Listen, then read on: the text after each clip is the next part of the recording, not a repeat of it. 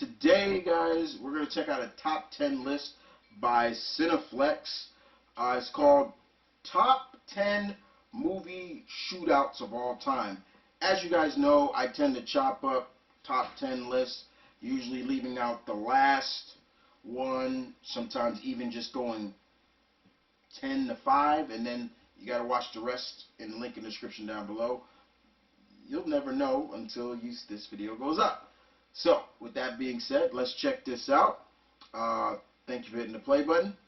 And here we go. Now, we're not quite sure if gun violence in movies is harmless make-believe or postmodern moral decay, but we know it's definitely f***ing awesome. These are the top 10 movie shootouts of all time.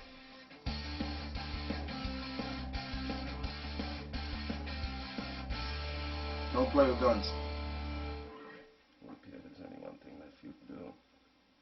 And what would that be? Kicking us off at number 10, it's hard to talk about shootouts without Tarantino's name coming up. He's a Yeah. man with a fondness for graphic violence of all types, and his filmography reflects his knack for it. Yep. From the standoffs in Inglourious Bastards and Reservoir Dogs to the vengeful butchery of Candyland and Django Unchained, he's made a career on spectacular gun deaths. We should even mention the shootout from True Romance, since Tarantino wrote the script.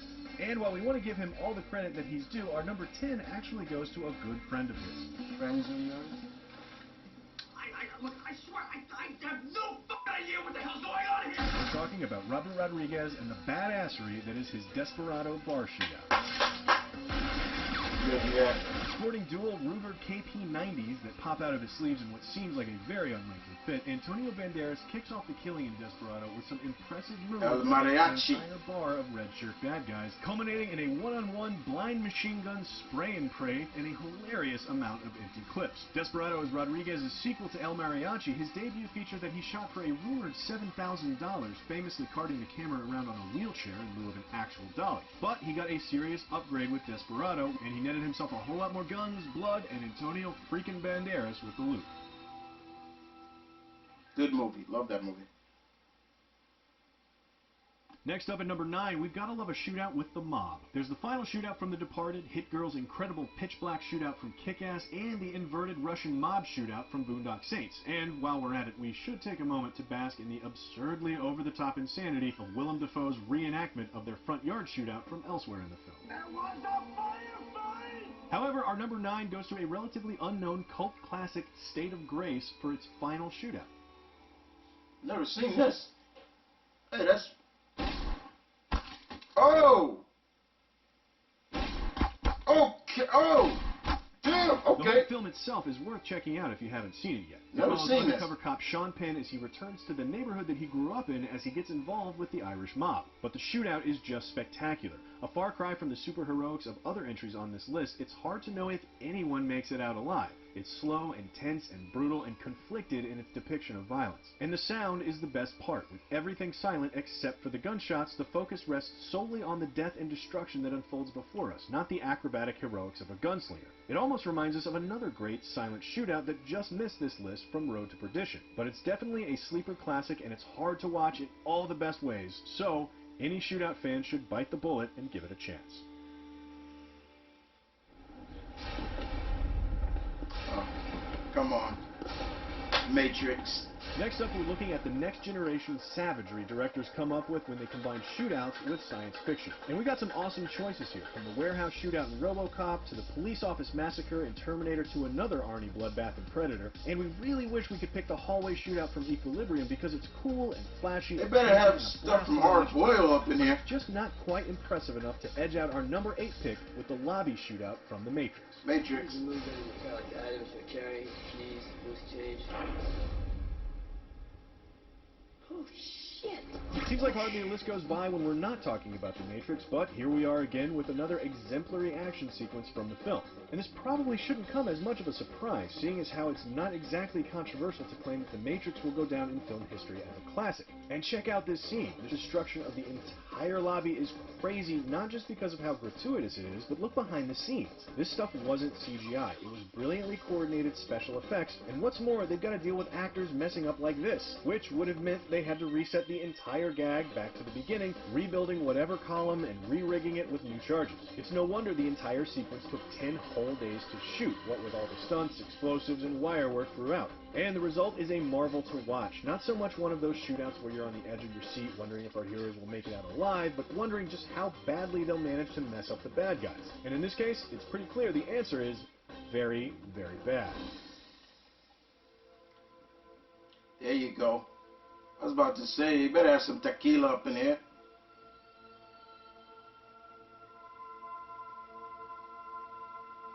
Italian fashion. Shootouts certainly aren't limited to the domain of American filmmakers. There's plenty of international claim to the shootout crown. And when it comes to modern full-throttle, balls-to-the-wall insanity, there's no director with better pedigree than John Woo. That's right, Woo is pretty much the craziest, most recognizable, most influential action director to come out of Hong Kong cinema, and he's got the shootouts to show for it. In fact, he's made such a career of awesome shootouts that most of his movies have 2 or 3 that we considered for this list. Hard Boiled has the opening tea house shootout, the absolutely absurd warehouse shootout, and the final long-take hospital shootout. And Face Off has 1 or 2 shootouts of its own. But for our pick for number 7, we're going with one of his awesome shootouts from The Killer. No, it's not the badass double-crossing shootout in Chow Yun-fat's apartment, and no, it's not the even higher intensity shootout where Chow and Lee defend a house against dozens of indistinguishable generic bad guys. I've only seen The Our Killer number 7 once. goes to the final epic church shootout that sees the 2 heroes mow down armed assailants like untamed grass as they burst in through every entrance imaginable, shooting blindly in a scene that took 36 days to shoot and over 30,000 rounds 36 of days to ammunition. shoot. This film managed to inspire our earlier pick, Desperado, as well as some other films that just missed this list, like The Professional and Nikita. Yes, it's over-the-top, melodramatic, and gratuitous, but it's all those things in the best possible way, which is exactly why we love it.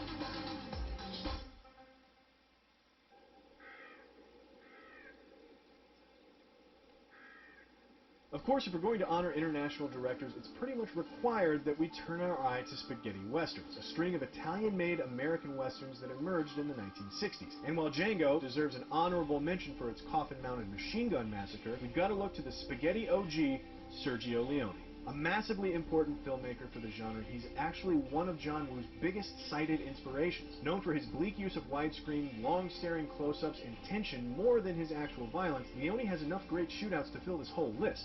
Of course, we can only pick one, but it's really not that hard after all. We really wish we could pick the awesome armor-plated final shootout from A Fistful of Dollars, Fistful or of the train Dollars. station shootout from One of my Upon a Time in favorites. the West, but we would be doing this list a great disservice if we picked anything but the good, the bad, and the Good, ugly. the bad, For and sure, another there one of are my. very I few love gunshots this. here. Only Love 2 this to be movie. precise. But that doesn't keep this from being one of the most tense sequences in film history, thanks to Leone's impeccable direction and Morricone's historic score. Extreme wides cut in with extreme close-ups has come to be known as one of Leone's trademarks, along with the circular arena made up for this custom-built graveyard that was thrown up in 2 days by 250 Spanish soldiers for the sequence. Leone's camera says so much more than his silent characters, and for that, we have to honor this career-defining masterpiece.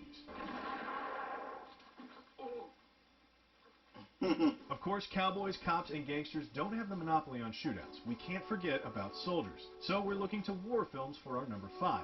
There are some great shootouts in the likes of Black Hawk Down, basically half of Lone Survivor, and the sniper battle from The Hurt Locker. But for our number 5, we're going with Saving Private Ryan.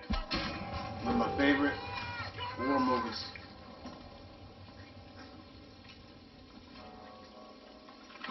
In terms of battle scenes, most people hear Private Ryan and think of the D-Day landing sequence that is certainly famous for a reason. But that's about as much of a shootout as dump trucks are commuter cars, so it has no real place on this list. And although it's an oft-forgotten middle child, the sniper scene is phenomenal. Interestingly enough, the shot taken here is actually based on a real shot, although not from World War II. During the Vietnam War, a Marine Private Hatchcock was engaged in a sniper battle with an entrenched Viet Cong when he saw a glare from the enemy's sniper scope and put a round through the scope and into his eye. Gripping, emotional, filled with restraint, and cathartic in its climax, you probably won't realize you were holding your breath until it's over. Oh my God, I love this movie. I think people forget that, yeah, Vin Diesel was in this movie.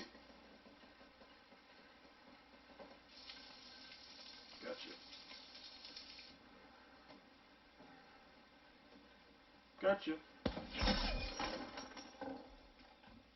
Take that, you cur.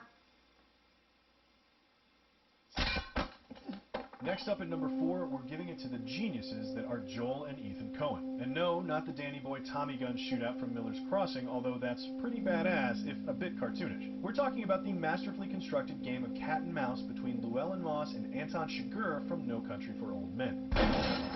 From the pitch-black waiting game through the hotel door to Llewellyn's near escape down a silent alleyway to their duel across the street, everything about this sequence is hyper-realistic, except for maybe the shotgun silencer. In fact, the one thing that should most speak to the restraint of this sequence is that, much like the rest of the movie, the hero and the villain never come face to face. Not only that, they never so much as inhabit the same room or even share a shot on screen. And yet, the Coens managed to construct a shootout that's not only functional and dramatic, but memorable and dangerous. Spliced together in a series of almosts and near misses, it's minimalism at its most effective. Scarface. The head with restraint. While we love a seething duel of the minds, we're equally fond of blazing guns and high body counts. Enter Brian De Palma. Yes, he's pretty well known for his untouchable shootout that pays equal homage to Eisenstein and Hitchcock, but our number 3 goes to the bloody climax of Scarface that sees Montana introducing the world to his small acquaintance. Say hello to my little friend! That little friend is actually an M16 assault rifle with an M203 40mm grenade launcher, and even though it was filled with blanks, Pacino grabbed it by the muzzle after firing a volley and burned the shit out of his hand. Another cool bit of technical trivia is that the guns in this sequence were all electronically synchronized with the camera shutter so that it captured the muzzle flashes more effectively. You also gotta remember, like, that man Tony Montana's getting shot up several times, like, after wave of the drugs this man was on was crazy. And an unbelievably stubborn Montana who, after dozens of bullet wounds, is notoriously still standing. Still standing. I'm still standing. I'm like, yo, what the fuck is he on? Terrifying and brutal in equal measure, De Palma succeeds in making it look really, really fucking cool, even if it was ultimately meant as critical or satirical. But that doesn't take away from the absolutely epic, enthralling, and iconic nature of this shootout. So we're happy to count it as one of the best.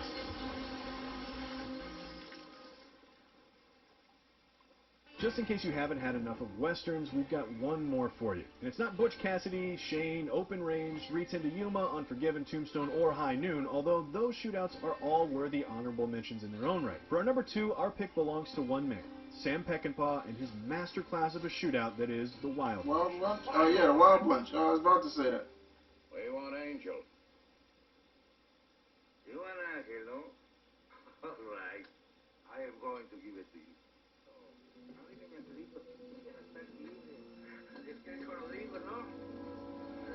No. He's an absolute legend, notorious for his violent films, violent relationships, and alcohol abuse. He's rumored to have been so frustrated with his crew's inability to capture real gunfire with their special effects that he grabbed a real revolver and emptied it into a nearby wall, showing them exactly what he was looking for and most likely scaring the shit out of them in the process. The violence of the film was seriously criticized at the time, but Peckinpah cited a desire to turn the sanitized TV westerns on their heads with a film that actually showed the realities of violence as it appeared on TVs daily in Vietnam War footage. And it'd be a hard sell to suggest that Peckinpah held back with the violence here. Pretty much no one is spared in this legendary suicide mission. They didn't have enough costumes for all the people Peckinpah wanted to murder, so most extras would die, wash off their costumes, then go die again. But the scene was for more than just its excesses. It's also a landmark in editing and staging, perfectly mixing film at 6 different levels of slow motion and cross-cutting between a multitude of different arenas of simultaneous action while remaining coherent for audiences. Alright, y'all, we're gonna end it right there. You gotta go, if you wanna watch the number 1, the link in the description is down below so you can go check it out. So, what did we think of this? What did I think of this? A lot of these shootout I've seen before. There was one that I did not see. You know, for me, action films, I don't mind a good shootout. I'm not against it. You know, it's guns, I get it. But for me, I'm more of a mano a mano guy. Like when the action hero comes face to face with the villain, and they go at it mano a mano, or they go at it with knives, or some kind of. My problem with guns is simple as like any idiot can shoot a gun. All it is pull the trigger. Sorry. Sounded like Arnold when I said that. But it takes skill to use like something like a sword or anything like that. Don't get me wrong, like I said, a lot of these shootouts were great. Cinematic wise, they were great. But I gotta go back to the Scarface. I don't know how many times I've seen Scarface, and every time that scene comes up, I say to myself, what the hell was Tony Montana on? Because he took like, he would like, ah, and then he'd shoot again. Like, ah, and then and then I'm like, what is keeping this guy up? I watched a video, I think it was GQ's channel, and they had a real ER doctor just break down that scene. It's like, he's like, okay, stop it right here. We're talking contusion shot, this and that, blah, blah, blah. How is he still standing? It was crazy. But yeah, that scene alone is just crazy. And then of course, he doesn't die by the hands of, he doesn't die by the hands of the thugs. It's forgot the other guy that shoots him. He shoots him. He gets him from behind. He comes through the window and it creeps up on him and pow. And then Tony falls into the fountain. And that's where the movie ends. But yeah, man, like it's all good. Don't get me wrong. But then of course, I love a John Woo film. The way he showcases like action with guns, I like, because it's kind of like an opera. Of course, it's not reality. I get it, but it's kind of like an opera. They pull the guns out and they move into different. You see it a lot. Like I said, Chow Yun-fat was famous for doing that. He's famous for that. And then we saw it in the Face Off, and we saw a little bit of it in Broken Arrow, another movie John Woo directed. But yeah, man, like, I don't mind shootouts and things like that, but when it comes to final battles and action, things like that, give me a good old, fisticuff, or with a weapon that is not a gun. Any day, I'll take that over that. But anyway, guys, I hope you guys enjoyed the video. Tell me what you think. I'm looking forward to hearing. And like I said before, if you want to see number 1, link in the description down below. As always, this is my Murder Kid saying peace and love. Stay tuned. Keep it real. As always, stay safe. Please stay safe.